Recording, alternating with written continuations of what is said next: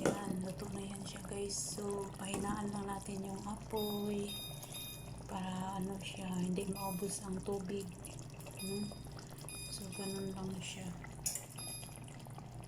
Kasi matagal pa yung amo natin mag-uwi. Ayan.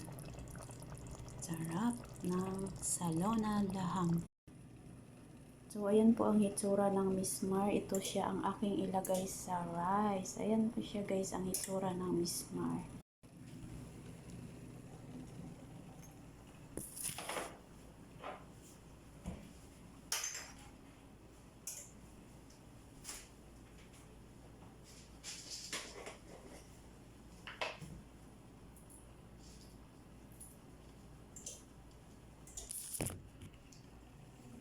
My God, wala siya napalong.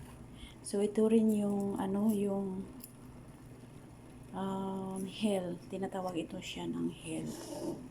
So, ayan, ilagyan natin ng hell. So, ayan, inalisan natin siya ng tubig, ng rice. Ayan, inalisan ko siya ng tubig.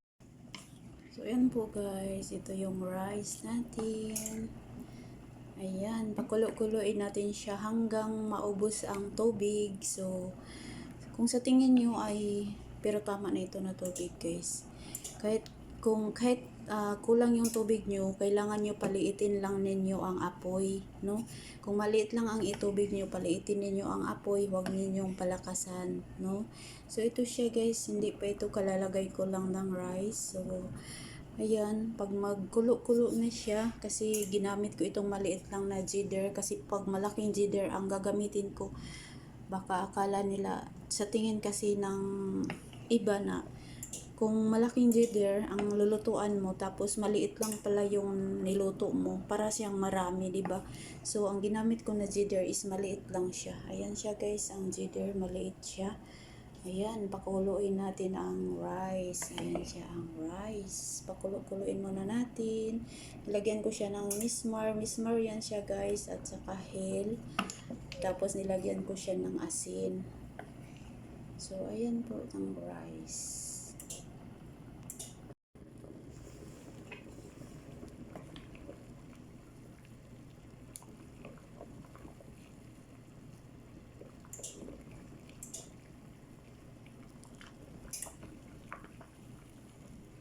Sobra siyang kulo-kulo. Maliit kasi na kalderin itong ginamit ko. Kasi pag malaking kalderin tapos maliit lang ang lutuin ko, baka akala marami, kasi tingnan kahit maliit lang niluluto mo, tapos magluto ka sa malaking kalderin, parang marami siya. Yun pala, maliit lang. So ngayon, dito ako nagluto sa maliit na kalderin kasi para makita talaga na konti lang niluto ko, kasi siya lang mag-isay. No, wala diri ihang pares. Ano siya guys? Ang rice. So, yan na siya guys. So, paluto na yan siya. Ayan, ang white rice. Ayan, yummy. So, ganun lang siya kasimple guys. Una, hugasan mo muna ang tubig bago mo siya lulutuin. Dito kasi sa amin, bago kami magluto ay, sa akin lang no, ibabad ko muna yung rice sa tubig. Mga 30 minutes or 1 hour. Kasi para malambot siya guys. Pagluto mo talaga, hindi ka na matagalan paghintay, kasi ano na siya, yung malambot na siya kasi binabad mo sa tubig.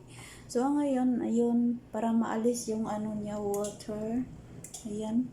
Para maalis yung tubig niya, so hihintayin ko muna na maalis yung tubig, saka ko siya iwanan, kasi alam nyo, oh my god, magkulo-kulo yung rice, magkulo-kulo siya, tapos dito, no?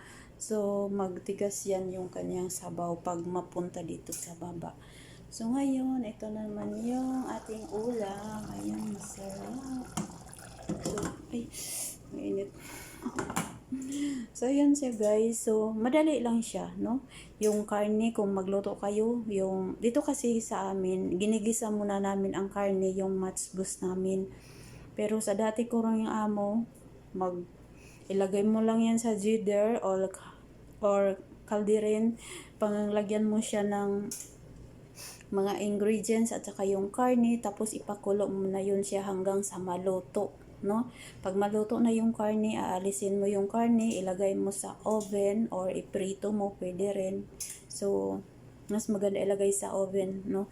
Tapos, yung sabaw ng karne, yun ang lalagyan ng rice, no? Kung matchbox ang lulutuin mo. Pero pag marag, so ganito lang siya guys. Ito yung rice. Yan, kumukulo na po yung rice. At saka ito na yung, ayan.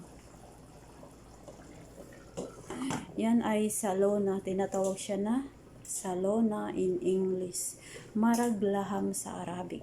So, ayun lang guys. Today's video for lunch. Ayun. Ayan. Check muna natin. Sobrang malambot na siya.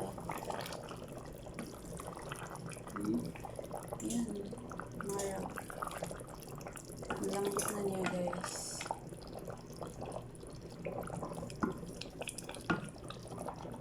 Yummy, yummy. Ayan.